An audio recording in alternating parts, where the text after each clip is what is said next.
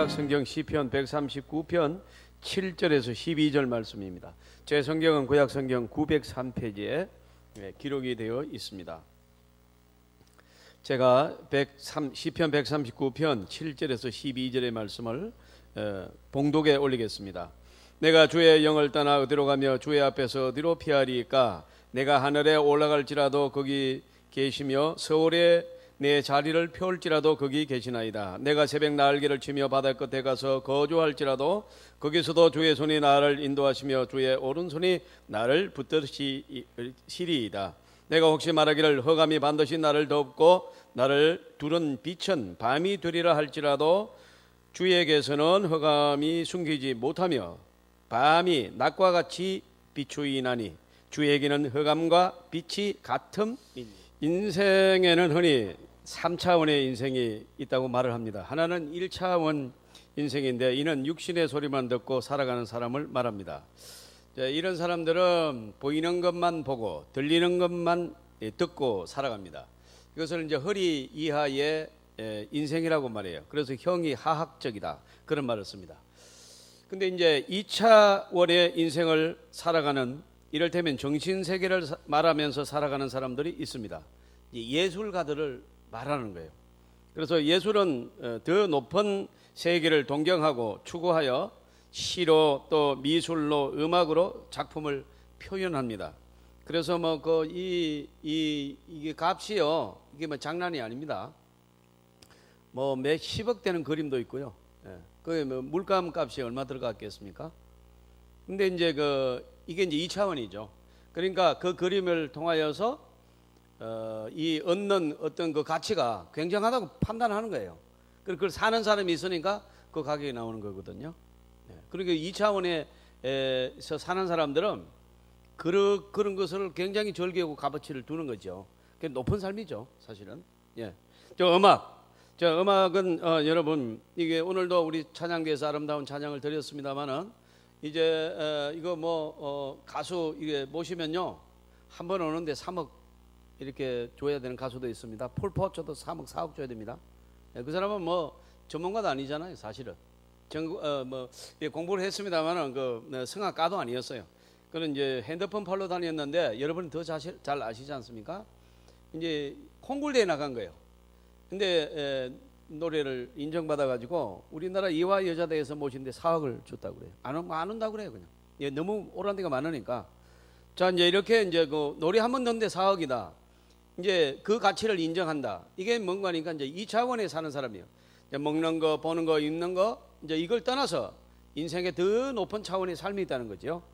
그러나 이제 3차원의 마지막 이 세계를 사는 사람도 있습니다. 이를테면 이제 종교인입니다. 종교인 중에서도 기독교인들, 영적 세계가 보이지 않지만 철두철미하게 믿고 생각하고 목표로 삼고 살아갑니다. 저와 여러분이 여기에 속했다고 할 수 있습니다. 우리는 하나님의 나라를 보지도 못했고 또 하나님의 음성을 듣지도 못했지만은 반드시 하나님이 살아계신 것과 하나님의 말씀대로 이제 이 세상이 이루어지고 또 하나님이 저와 여러분을 구원시키시고 기도하는 자에게 응답해 주실 줄을 믿습니다.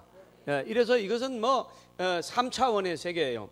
3억 주고 노래하는 거, 4억을 주고 노래하면 하는 게 아니라 우리는 목숨 걸고 예수를 믿고 수많은 사람들이 복음을 전하면서 목숨을 걸고 순교하고, 그러면 여러분 아버지가 죽으면 아내가 가고 아내가 죽으면 자식이 가고 이러면서 여러분 이 선교를 해왔고, 우리나라에서도 엄청난 선교사가 나왔어요. 양화전에 가면 300명이 지금 묻혀 있습니다, 서울에. 자, 이게 뭔가니까 하나님의 나라, 보이지 않고 들리지도 않는 하나님의 나라를 믿고 이 하나님의 나라를 목표로 삼고 살아가는 이 3차원의 세계, 높은 삶의 단계가 바로 종교인, 기독교인이다, 그렇게 말씀을 드릴 수가 있습니다. 사람은 하나님을 잘 믿느냐 잘 못 믿느냐, 이것이 문제입니다. 안 믿는 사람은 없습니다. 우리가 이제 이 무신론자라는 말을 써요. 무신론자, 신이 있음을 믿지 않는다, 이 무신론자인데 지독한 무신론자는 철저한 유신론자다라는 말이 있습니다. 엄밀히 말하면 무신론자는 없습니다. 니체라는 철학자가 무신론적인 대표격의 사람이 아니겠습니까? 여러분 잘 아시는 대로 학교에서 배웠습니다. 신은 죽었다, 이게 니체의 주장입니다. 그런데 이제 사실은 그거는 그 니체를 공부 안 하는 사람이 어디서 들은 얘기 하나예요. 신은 죽었다. 그런 니체의 그 작품을 보면은 뭐라고 써놨는가 하면 신은 죽어야만 한다. 이거예요. 신은 죽었다. 그런 말도 했어요. 그렇지만은 니체가 말하는 것은 신은 죽어야만 한다. 왜 죽어야 하는가? 여러분 짜라투스라는 작품에서 한 구절을 제가 읽어드리겠습니다. 신은 마땅히 죽어야 한다. 신은 모든 것을 꿰뚫어 보는 눈을 가지고 있다. 인간의 깊은 마음도 마음의 심령까지 다 들여다본다. 뿐만 아니라 신은 인간의 엄밀한 수치와 추악한 진실까지도 철두철미하게 추적하기 때문에 그런 무서운 추적자가 우리 곁에 있다면 우리는 감당할 수 없다. 고로 신은 죽어야 한다. 예. 이러면 어설픈 기독교인보다 훨씬 더 믿음이 좋지 않습니까? 신이 이놈은 살아있다고 말하지 않습니까? 우리를 꿰뚫어 본답니다. 우리를 철두철미하게 막 깊은 곳까지 다 알고 따라다니면서 우리 죄 짓는 거 다 알고 있다는 거예요. 무신론자가 아닙니다. 철저한 유신론자입니다. 그러나 여러분 니체가 하나님이 믿어지지가 않는 거예요. 하나님을 믿으려고 하니까 안 믿어지는 거예요. 하나님이 살아계신 건 알겠는데. 그래서 여러분 그것을 그냥 쉽게 무신론자다 그렇게 말하는 거예요. 그러나 따지고 보면 무신론자는 한 사람도 없습니다. 오늘 여기에 계신 분들도 하나님이 살아계시지 않는다 그렇게 생각하는 사람은 없습니다. 니체가 말한 그대로 그대로의 이 말씀이 오늘 본문의 말씀인데요. 이 본시는 다윗이 기록한 시인데 시편 중에 왕관이라고 불리는 시입니다. 우리는 시편 23편 목자의 노래. 그러면 이건 뭐 모르는 사람이 전 세계인이 시편 23편을 모르는 사람이 없어. 여호와는 나의 목자시니 내게 부족함이 없으리로다. 이거 다 알아요. 그리고 여러분 서구 문명에서는 장례를 치를 때 시편 23편을 읽고 여러분 그게 설교예요. 우리나라처럼 장례 설교가 별로 없습니다. 시편 23편을 읽으면 그거 다 되는 거예요 그냥. 그런데 여러분 오늘 저와 여러분이 읽었던 139편 이 말씀은 시편 중에 왕관이다 하는 말씀입니다. 그러면 도대체 무슨 말씀이 있기에 왕관이라고 하느냐? 7절에서 보시면요. 여러분 펴져 있으니까 7절을 한번 읽도록 하겠습니다. 시작. 우리가 주의 앞에서 어디로 피하리까? 아까 니체가 뭐라고 그랬습니까? 우리를 추적하여서 우리의 모든 것을 알고 계신다는 거예요. 그게 하나님이다. 여러분 요나를 우리는 생각해 봅니다. 요나가 니느웨 백성을 회개하여서 구원시키라고 하는 하나님의 명령을 받고 니느웨로 가야 되는데 니느웨라는 것은 이스라엘과 어떤 관계인가 하면 우리 한국과 일본하고 관계입니다. 괴롭혔어요. 니느웨가 이스라엘을 여러 번 괴롭힙니다. 일본이 우리를 괴롭혔습니다. 그리고 지금도 일본은 뭐 그렇게 썩 옳은 말을 하는 것 같지는 않아요. 잘못했다는 그런 반성의 기미도 보이지 않는 것 같아요. 그러니까 여러분 우리나라뿐만 아니라 세계의 모든 사람들이 일본을 그렇게 훌륭하다고 하지 않습니다. 잘못했으면 잘못했다고 해야 되는데 오히려 우리를 도와줬다, 문명화시켰다, 막 이런 말로 포장하기를 좋아하고 그러다 보니까 이제 문제가 됐어요. 그러니까 여러분 지금은 우리가 이제 여러 70년 정도가 지났으니까 그냥 우리는 마음의 감정이 있긴 하지만은 그래도 일본하고 또 동반자로 나가야 될 여러 가지 경제적 상황이 있고 정치적 상황이 있어서 그렇게 담담한 그런 형편입니다만은 여러분 저희 어릴 때만해도 일본은 용납지 않아요. 여러분 지금도 우리 여러분 이러면 축구 경기를 한다. 다른 나라에게 지면요, 그건 진 거예요. 근데 일본한테 지면요, 죽어라 그런 거예요. 일본은 안 된다. 일본이 이겨야 된다는 거예요. 그러니까 한일전 하면 축구 선수들도요, 죽을 각오를 하고 뛴다는 거예요. 왜 맞아 죽거나 여기서 죽거나 비슷하대요. 그만큼 여러분 한일전의 감정이. 그러니까 니느웨에 가서 그 니느웨 백성을 구원시키라고 하니까 요나가 우리를 괴롭히는 저런 사람들 왜 구원시킵니까 하고 다시 서로 도망을 가버립니다. 자, 그 밑에서 여러분 도망을 가면서 가장 배 밑창 화물칸에 숨었습니다. 그러니까 여기 숨어 있으면 모르겠지. 그리고 숨어 있는데 웬걸. 여러분 오늘 7절 우리 다시 한번 읽어볼까요? 7절 읽습니다. 시작. 우리가 주의 앞에서 어디로 피하리까? 8절에서 또 봅니다. 8절 시작. 내가 하늘에 올라갈지라도 하나님은 거기 계시고 음부에 내려갈 숨을지라도 거기 계시고. 여기 음부라는 말은 아주 깊은 은밀한 곳이라는 뜻인데요. 구약 성경에서는 지옥을 음부라고 표현했습니다. 애굽에서는 아르마나 편지에 레트 아르마나라는 말이 있어요. 이 말은 무슨 말인가 하니까 하늘로 보냈든지 땅으로 보냈든지 이 어떤 편지든지 이 바로의 손안에 있다 그런 얘기예요. 그 왕의 손안에 있다. 바로는 왕이란 뜻이죠.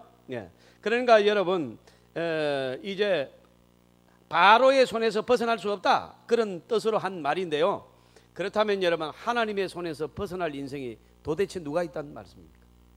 사랑하는 성도 여러분, 그래서 여러분 시인은 음부 저 깊은 곳에 숨을지라도 하나님이 거기 계시고 이렇게 고백하시고, 또 9절에서 또 읽어보겠습니다. 자꾸 읽으라고 할 때는 좋은 분이 있어서 읽으라고 하는데 정작 깨질 않네요. 자, 좀 깨게 좀 크게 한번 읽어보세요. 9절 시작. 예, 바다, 이 지중해 바다 말합니다. 그러니까 여러분, 이 당시의 사람들은 지중해 끝이 지구의 끝인 줄 그렇게 알았어요. 그래서 지구의 끝에 갈지라도 하나님 거기 계신다, 이 뜻이 되겠습니다. 여러분, 그곳으로 번개같이 날개를 쳐며 바다 끝에 가서 숨을지라도 하나님은 거기에 계신다. 또 10절에도 거기에서도 주의 손이 있으며 나의 오른손을 붙드심이라. 여러분, 신앙인이 볼 때는 정말로 은혜스러운 말씀이구나. 내가 바다의 끝에 가도 지구 끝에 가도 하나님 거기서 나를 붙잡아 주시고 도와주시고, 내가 뭐 그냥 여러분 막 그냥 땅 밑에 숨어도 거기서도 나를 보호하시고 나를 지켜주시고, 또 하늘로 올라가다 한 비행기 타고 가도 거기서도 하나님이 나를 지켜주시고, 이렇게 은혜스러운 말씀인데, 죄 짓고 도망가고 이런 사람이 볼 때는요, 이 말은 굉장히 무슨 말이에요? 숨을 데가 없다는 얘기죠. 얼마나 두렵겠습니까? 그래서 신앙인은 신비적 역설적 삶이다, 그렇게 말을 할 수가 있습니다. 여러분, 신비적 역설적인 삶이 몇 가지가 있는데, 여러분 오늘 제가 말씀을 드리겠습니다. 하나님을 누구도 본 일이 없는데도 신앙인들은 그 하나님을 굳게 믿는다는 뜻입니다. 신앙생활은 무엇이냐? 하나님을 본 사람이 없는데 하나님을 본 것처럼 믿는 것입니다. 목숨을 내놓고 믿습니다. 참 이게 여러분 신비로스럽지 않습니까? 여러분 정말로 본 적이 없는데 믿는 거 있습니까? 안 믿습니다. 우리가 여러분 믿습니까? 안 믿습니다. 그런데 여러분 하나님은 믿습니다. 이것이 신비롭다는 것입니다. 자, 이 믿음은 하나님이 주신 선물인 줄 믿으시길 바랍니다. 초대교회 지도자였던 폴리갑은 왕 앞에 불려갔습니다. 보니까 폴리갑이 잘못한 게 없어요. 다 선한 일을 하고 아름다운 일을. 왕이 아까워서 너 그냥 하나님이 없다고 하면 살려줄 것이다, 제발 그렇게 말하라고, 한마디만 하면 너 살려준다고, 너 하나님 없다고 하라, 이렇게 얘기하니까 나는 차라리 죽어 하나님 나라에 가겠다, 그렇게 말해버렸어요. 그리고 그는 화형을 당합니다. 도대체가 여러분 하나님의 나라에 대한 확신이 어느 정도이기에 도대체 여러분 살려준다는데도 나 그냥 하나님 나라에 가겠다는 겁니다. 이것이 신앙의 신비한 능력입니다. 제가 어렸을 때 여러분 어떤 그 어머니가 이 아이가 갑자기, 이 아이들이 저희 집에서도 그런 일이 있었습니다만은 이렇게 잘 놀다가 그냥 싹 눈이 이렇게 싹 돌아가면서 흰자가 나오면서 입에서 약간의 거품 같은 게 나오면서 확 그냥 깔아져 버리고, 소위 말해서 죽는 거지요. 그렇게 죽는 겁니다, 아이들이. 이런 경우가 있는 거예요. 그런데 여러분 앰뷸런스를 불러서 막 그냥 가고 이제 여기서 뭐 챙겨가지고 따라오라고 그래서 뭐 챙겨가지고 오라고 이렇게 했는데, 이분은 챙기지도 안 하고 그 자리에 엎드려서 막 기도를 하는 거예요. 뭐 그냥 창피하고 뭐고 막 그런 것도. 어머니는 여러분 놀라운 거예요. 처절하게 눈물로 살려달라고 하는데, 여러분 기적같이 살아서 돌아왔습니다. 할렐루야. 이것이 여러분 믿음의 이 어머니요. 뭐 여러분 하나님의 나라를 본 적도 없고 하나님을 본 적도 없고, 그러나 여러분 하나님이 주신 말씀을 믿고 본 것처럼 믿는 것이 신앙인의 능력인 줄 믿습니다. 그러니까 지금도 그 모습들을 잊지를 못해요. 이것이 신비로운 삶이다 하는 거예요. 저와 여러분도 오늘 뭐 아직도 덥고 복잡한데 이거 다 놔두고 이 자리에 나와 예배를 드리고 있습니다. 하나님을 보았습니까? 아닙니다. 그럼에도 철저하게 하나님을 믿고 있습니다. 왜요? 하나님이 주신 신비한 선물을 받았기 때문인 줄 믿습니다. 여러분 보지 않아도 하나님께 날마다 친근하게 기도하는 것이 이 신비로운 하나님의 사람들의 일입니다. 그리스도인들은 날마다 뭐 새벽에 나와서 기도. 오늘도 제가 새벽에는 비가 많이 왔어요. 그래서 나오면서 이렇게 비가 많이 오는데 성도들이 좀 적게 나오는 것 같은데 많이 나와야 될 텐데, 그리고 들어오는데 막 꽉 찼어요. 그냥 원래 나오는 멤버 막 그대로 다 나오는. 내가 아주 놀랐습니다. 이렇게 비가 오는데 이렇게 고난데 어떻게 이 새벽에 이 그 비를 이렇게 뚫고 오는 것인가? 하나님이 철석같이 들으시는 걸로 믿고 그 앞에 앉아 기도하는 줄로 믿습니다. 때로는 눈물로 호소하고 여러분 또 진지하게 기도하고 어떤 분들은 절박하게 금식하며 기도하고 또 철야 기도하고 여러분 막 그냥 어제다 오늘도 이렇게 막 기도합니다. 이것은 뭐 2000년 전에 그랬고 1000년 전에 그랬고 여러분 서양 사람이 그랬고 동양 사람이 그랬고 아프리카 사람이 그랬고 한국 사람이 그렇게 기도합니다. 모두 보이지 않는 하나님을 향하여 날마다 엎드려서 기도하고 어떤 분은 또 목욕탕에서 기도하는 분도 계세요. 목욕탕에서 이게 사우나하면서 기도합니다. 쫙 이렇게 이제 기도하고 어떤 할아버지는 뭐 이렇게 하지만은 또 거기서도 기도하시는 분도 계시는 거예요. 여러분 그러니까 여러분 그런 어떤 외동딸인 이 처녀가 나이가 30이 넘었는데 결혼이 잘 안 되니까 하나님 앞에 신랑감을 보내달라고 막 계속 기도한 거야.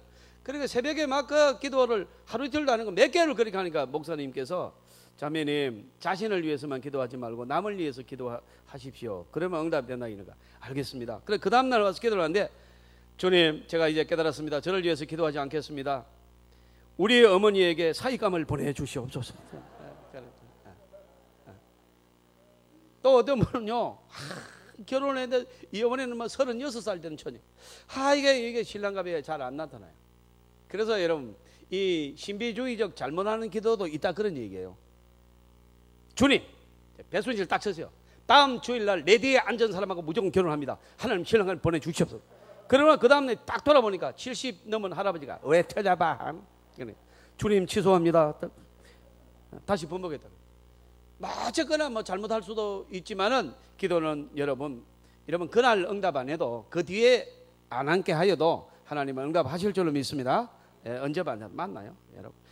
그래서 여러분 우리는 기도가 이렇게 아름다운 것입니다. 기도는 놀라운 것입니다. 저도 여러분 개척할 때 서울에서 지하 여러분 얼마나 깊은 지하인지 몰라요. 물이 나서 여름 되면 계속 물 붓습니다. 깊은 지하에 여러분 제가 가서 불 켜고 제가 가서 다 하고 성도들 와요. 그래 막 강대상에서 설교를 준비를 해가지고 기도를 하는데 사람이 와야 설교를 하죠. 그런데 여러분 이 11시가 좀 넘으면 계단 내려오는 발자국 소리 들리면 가슴이 떨리는 거예요. 사람이 오는 그 소리요, 여러분. 이거를 하나님이 저보고 6년을 시켰어요. 하루는 이 주일날 밤 예배를 마치고 다른 희용청 떴는데 혼자 문 다 잠그고 이렇게 나오니까 새카만 세단이 딱 서더라고요. 이 목사 옆에 보니까 큰 교회 200명, 300명 정도 모이는 큰 교회 목사님이 지금 보니까 200명, 300명 큰 교회는 아닌데 개척하는 목사가 볼 때 200명, 300명은 할아버지로 보입니다. 그래서 목사님 어디에 다녀오십니까? 나 헌신 예배 인도하고 온다고. 또 봅시다. 그러고 착 가더라고.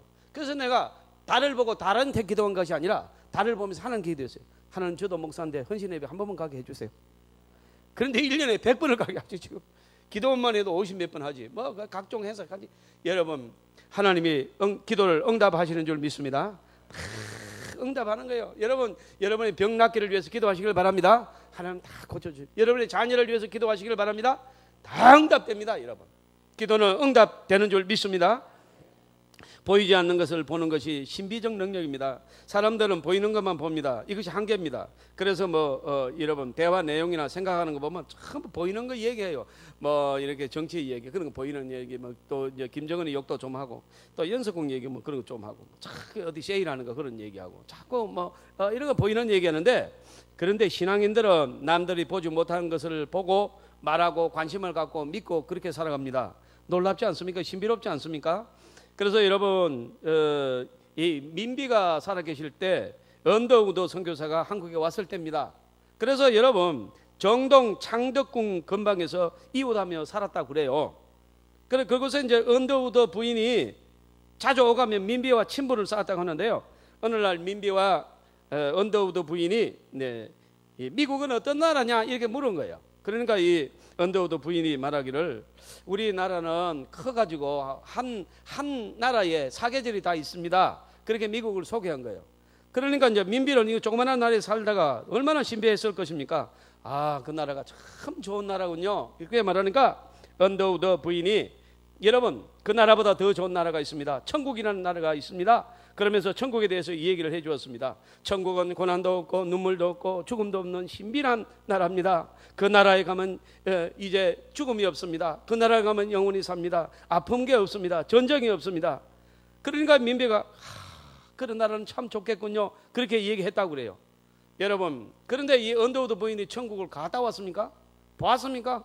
그런데 본 것처럼 얘기하고 내 나라처럼 얘기합니다. 놀랍지 않습니까? 한 여인은 가보지도 못한 천국을 내 것처럼 가본 것처럼 확신있게 얘기하고, 그렇게 여러분 그 천국의 복음을 전하기 위해서 이 어려운 한국까지 왔다고 이렇게 당당하게 얘기했는데, 한 여인은 그저 그런 것이 있는 줄도 모르고 개념 파악도 못하고 그는 듣고만 있는 그런 상황이라는 것입니다. 여러분, 사람이라고 해서 똑같은 게 아닙니다. 겉보기는 똑같은 것 같아도 그 사람 속에 믿음이 있느냐 없느냐, 하나님의 나라가 있느냐 예수가 있느냐 없느냐, 생명이 있느냐 죽음이냐, 전혀 다른 것입니다. 오늘 저와 여러분이 생명의 자리에 오신 것을 감사하시기를 바랍니다.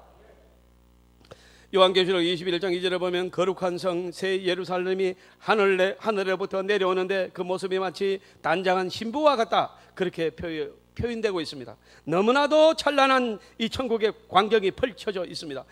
그래서 11절에 보니까 거룩한 성 새 예루살렘을 보니까 하나님의 영광이 찬란하게 빛나는데 그 모습이 지극히 귀한 보석 같고 벽옥과 수정같이 맑다. 여러분, 같이라고 그랬어요. 여러분, 수정이 아니에요. 홍보석, 녹보석으로 천국을 표현했는데 이게 아닙니다. 세상에 있는 것이 가장 아름다운 것이 그거라서 그거와 비슷하다. 여러분, 천국의 놀라운 새 예루살렘 장면이, 그 거룩한 성이 여러분 천국의 말씀을 통하여 소개되고, 또 많은 사람들이 이 천국을 보지 않았지만, 가보지 않았지만 우리는 본듯이 믿는 줄 깨닫습니다. 자, 우리는 여러분, 그래서 이 거룩한 성이라는 이 엄청난 대국이 작곡되었는데, 이 거룩한 성 원체 이런 대국이다 보니까 1년 가도 잘 듣지를 못해요. 우리 거룩한 성 한번 해볼까요? 예, 오늘은 우리 바리톤 우리 서관수 집사님 통해서 거룩한 성 우리 한번 듣겠습니다.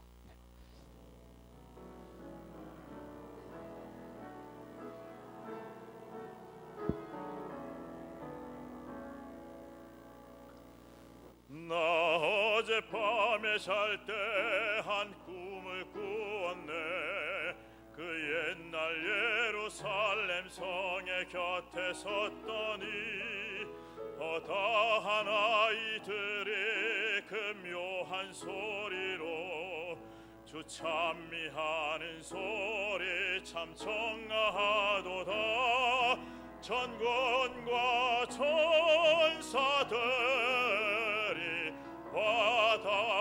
화답함과 같이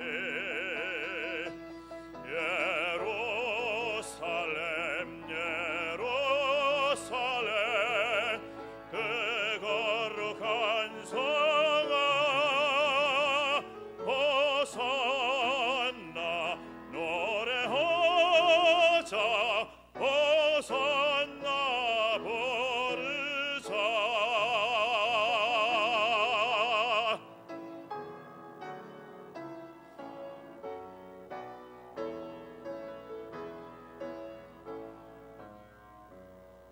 그 꿈이 다시 변하여 기끌은 고였고 호산나 찬미 소리 들리지 않는다.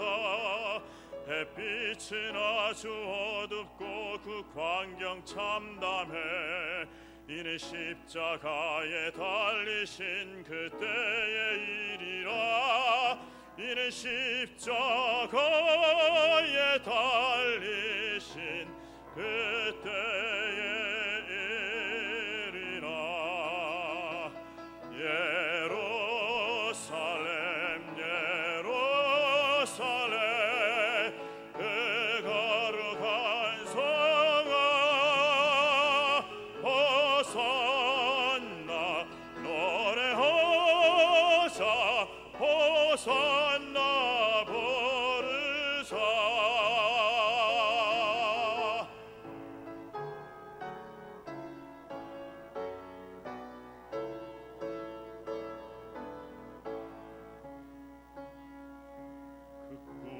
다시 변하여 이 세상 다가가고 그 땅을 내가 보니 그 유리 바다와 그 후에 환한 영광이 다 창에 비치니 그 성에 들어가는 자 참 영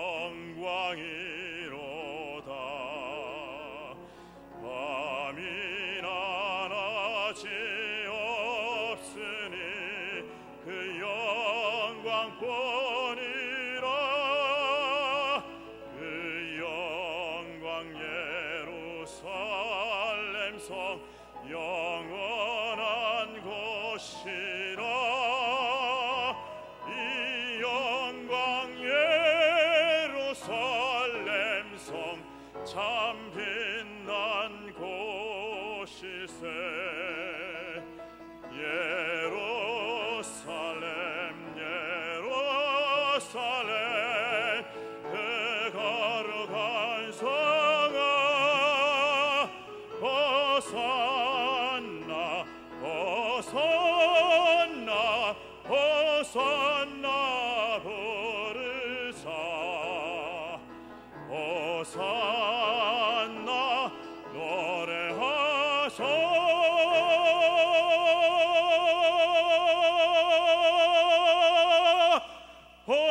호산나 호산나.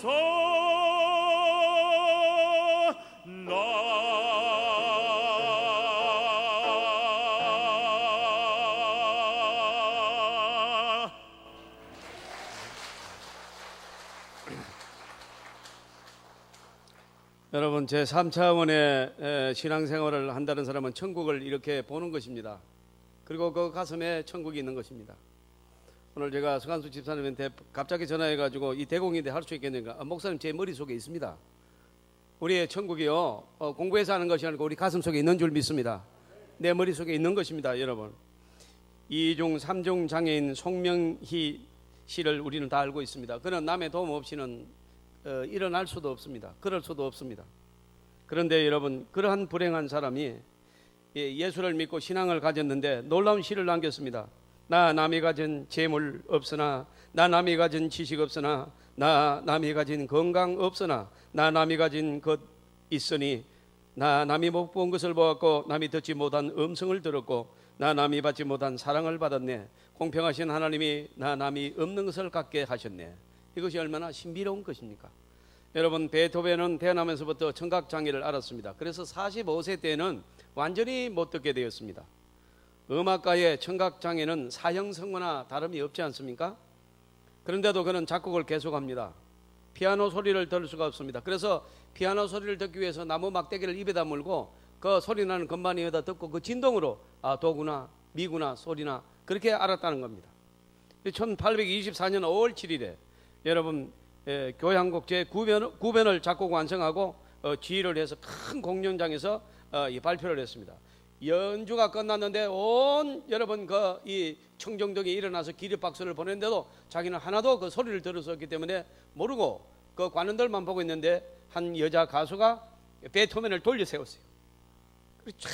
그 환호하는 장면을 보고 그가 인사를 합니다. 여러분, 신비로운 것은 여러분 이제 믿음 안에 있는 줄 믿습니다. 여러분, 불가능이 없습니다. 여러분, 청각장애인도 베토벤은 작곡했습니다. 여러분, 송명희 시인은 2중 3중 도움 없이는 앉을 수도 없는 사람이 감사의 시를 썼습니다. 우리의 가슴 속에 큰 감동을 줬어요. 본시는 다윗의 시입니다. 다윗은 사울에게서 쫓겨다니는 생활에서 그리고 범죄 후 불꽃 같아 보시는 하나님의 눈을 본 후 이 시를 썼는데요.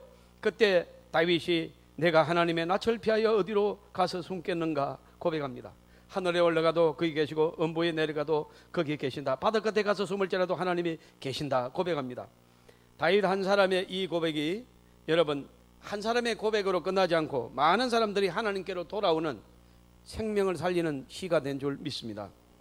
어느 자매가 미국 스탠퍼드 대학을 공부하고 의사가 되었습니다. 남편은 동대학에서 건축가입니다. 그래서 부러울 것이 없는 초엘리트입니다.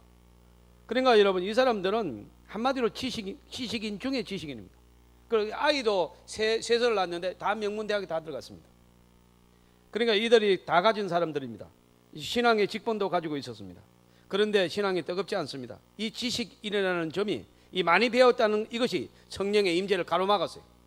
내가 다 알고 있다고 이렇게 생각하는 거예요. 그래서 여러분, 저 하늘 높은 곳에 하나님의 나라에는 관심이 별로 없었습니다. 그런데 어느 날 그 부인의 몸에 이상이 왔는데 검사해 보니까 폐, 암, 삼기고 뇌까지 다 번져버렸습니다. 그때 여러분, 이분 모든 가족이 하나님 앞에 나와 엎드려 기도하기를 시작했습니다. 사람들은 그 정도가 되면 기도해서 되는 게 아니라고 말을 했습니다. 그런데 여러분, 6개월 만에 완치를 보는 하나님의 응답을 받았습니다. 사랑하는 성도 여러분, 기도는 놀라운 역사가 나타나는 줄로 믿습니다. 그래서 그가 어느 교회에서 간증했는데 그 원고를 제가 따가지고 왔어요. 나는 먹통 위에 머리를 쳐박고 있는 돼지와 같았습니다. 돼지는 밀어내서 밥통을 치워야 밖으로 나오듯이 하나님께서 나에게 그 밥통을 치워버렸을 때 그제서야 비로소 하나님을 알게 되고 하나님 앞에 나오게 되었습니다. 하나님의 이 한 사람의 고백을 통하여 많은 사람들이 은혜를 받고 하나님께로 돌아오는 역사가 있었습니다. 사랑하는 성도 여러분, 저와 여러분이 오늘도 이 세상에 살지만은 눈에 보이는 것만 보지 말고 듣는 것만 듣지 말고 하나님의 음성이 들리시는 저와 여러분 되시기를 바랍니다. 천국이 우리 안에 있습니다. 그래서 여러분, 지상에 살아도 천국의 기쁨을 살고 지상에 살아도 천국의 행복으로 행복한 삶을 살기를